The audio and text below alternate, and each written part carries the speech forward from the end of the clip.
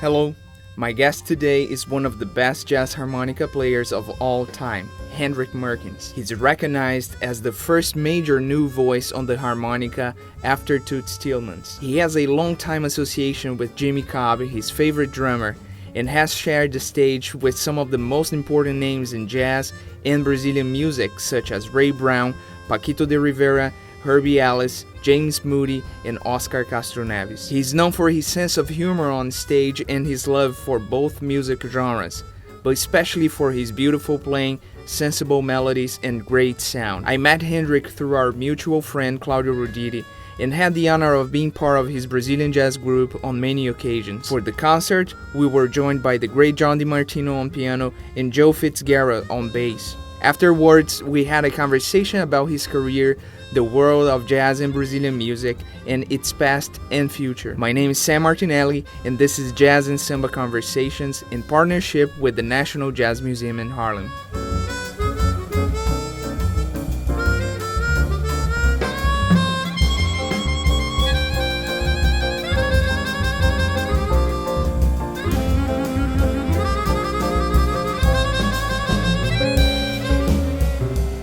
There will never be people who do not like Vincent van Gogh. And there will never be people who don't like Leonardo da Vinci. That will never happen. There will never be not an audience for Bach or Mozart. But while Bach and Mozart were the only guys in their day, they are not anymore. And classic jazz, classic mainstream jazz, you know, the Paul Chambers, Jimmy Cobb, Wynton Kelly, Tommy Flanagan, Wes Montgomery, Milt Jackson time feel is a certain part of jazz history that has a lot of fans, and that will be always considered as classic. It will never go away, but it's also not the only thing that we are hearing. But I know what I like, and I'm not. Nobody can fool me. I mean, I respect very much, because I'm not able to play that. The modern versions and the European stuff, that's all great. But then comes Tommy Flanagan, and I'm melting away. So it's all pretty clear to me. But it will never go away.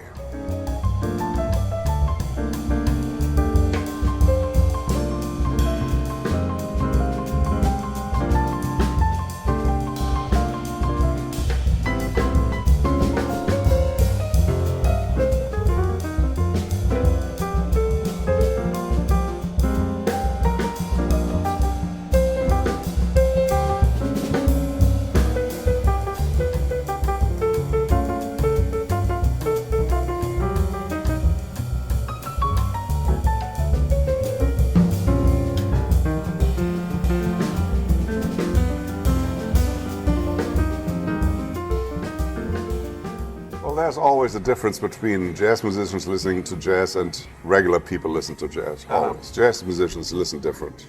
They analyze. They want to know if they could do it themselves. They think if that would be a possible gig, and they make some political moves because they know so and so does that, and that guy might have that and that. That's one thing. But regular people that pay to see a concert, they want to be entertained. If they are entertained by something advanced and modern, which they are, for instance in Europe, they like the challenge, the artistic challenge. Very nice, that's good. But then there are people who just like to hear a groove and maybe a joke between the tunes or something. You know, they just like to feel good. Which is totally fine. More than totally fine. Yes. That's how it started. Jazz did not start in a concert hall. Jazz started in the whorehouses in New Orleans. That's where the stuff started. And then for the next 20, 30, 40 years, it was entertainment, either for dancers or for people to eat and drink.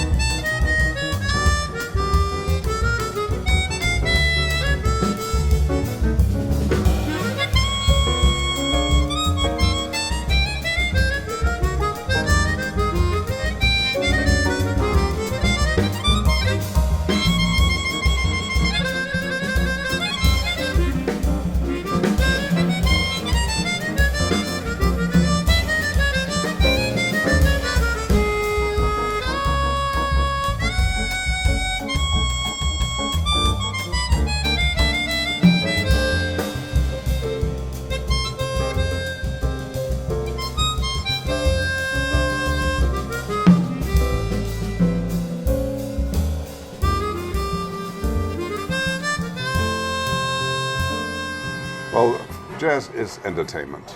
It definitely is. It became art, and of course it's art because it's art. But the purpose and the idea of it is entertainment. It's just, that's how it started. I mean, Bach's music was church music. Mozart music was written for the courts, for the count and duke or whatever he worked for, whatever king. Society music. Jazz is nightclub entertainment music. It just is, and that's what it should be. I'm very comfortable with that. I have no guilt and no illusions. You know, the minute it puts, you know, if you play a club versus a concert hall. In the concert hall, you never get the same vibe. Just don't, because it doesn't really belong there. It just doesn't. You can still play and you can still try to make a few jokes and this and that, but it's never the same as in a small club. It just isn't. It's out of place. I mean, if you listen, whatever.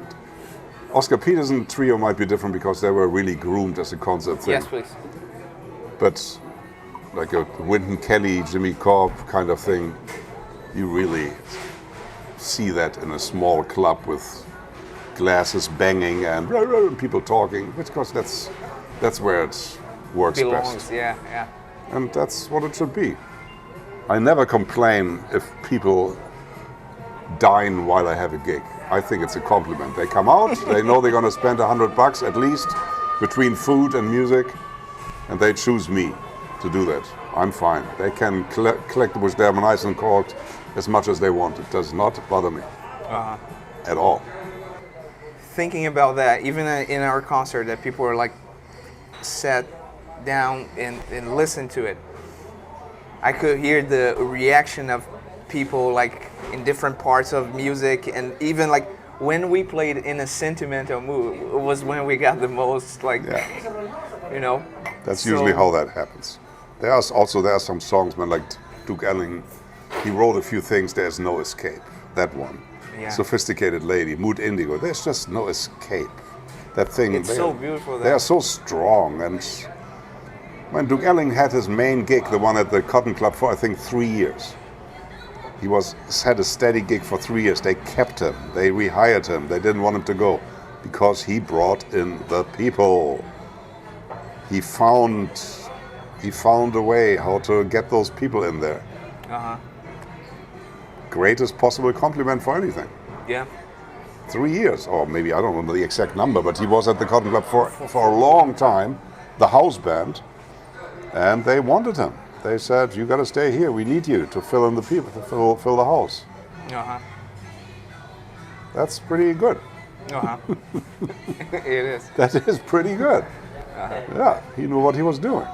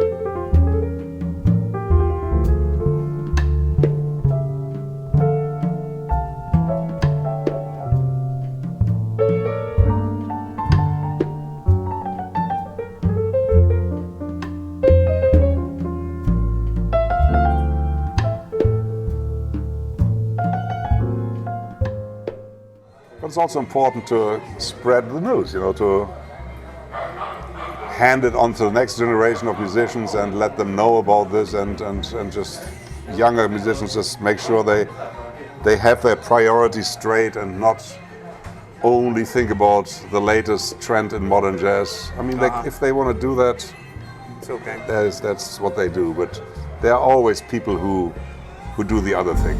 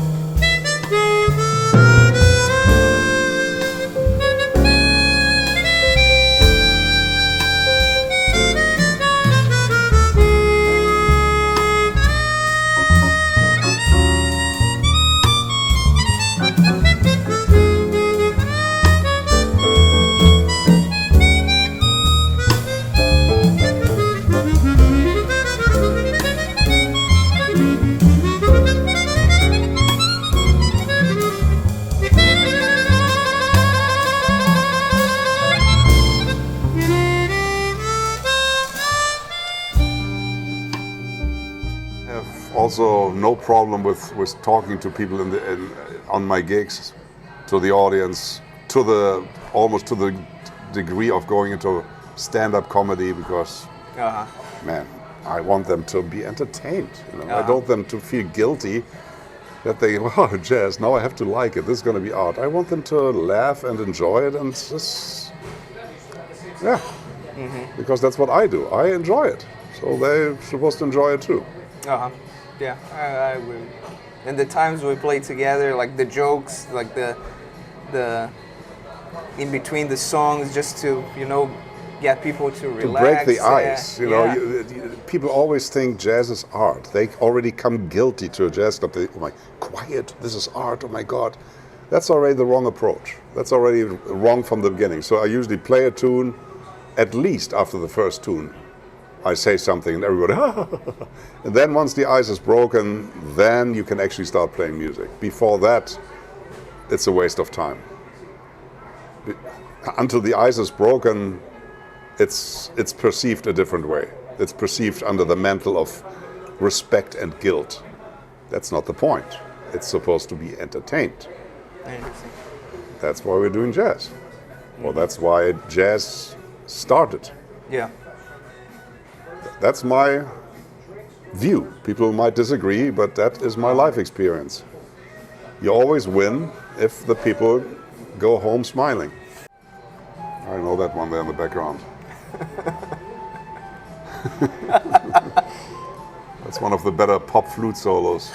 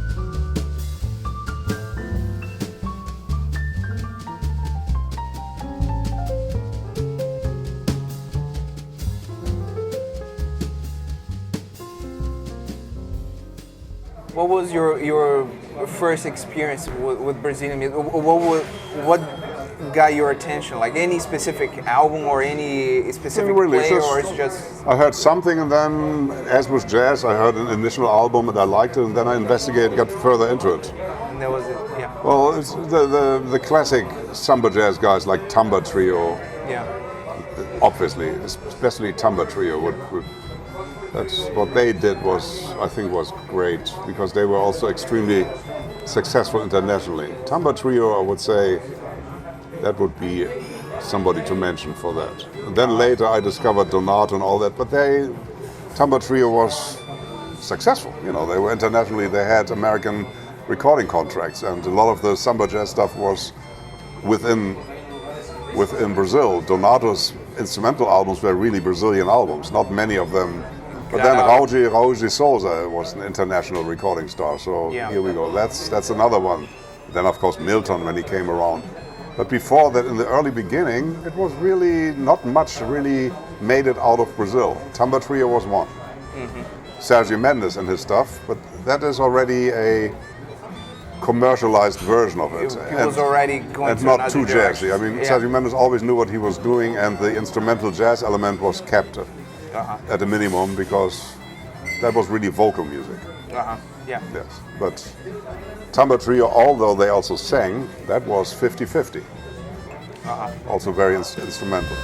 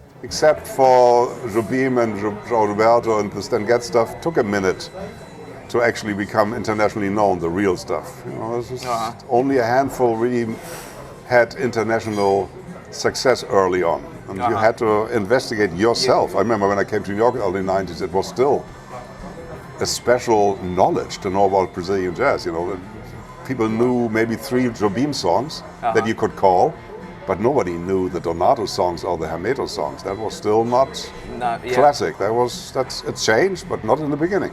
Yeah.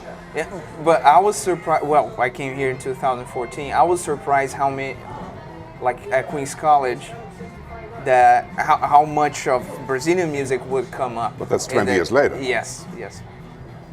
The 90s made a big difference. That was when Claudio had his solo career after he left Paquito, and that was a big deal. That was, and then of course in New York City we had the Zinc Bar every Sunday night, Porcinho holding court there and spreading the knowledge and musicians going there. That was a slow process. Between 1994 and 2014, a lot changed. It was still no man's land in the early 90s, and then it slowly happened. Paquito had something to do with it too, when he had his successful quintet in the 80s. So he loved Brazilian jazz, he always does. He does more than that, you know. He does the Cuban thing and the whole South American thing basically, but he also did a healthy version of Brazilian jazz. So that helped a lot, because he of course is a superstar.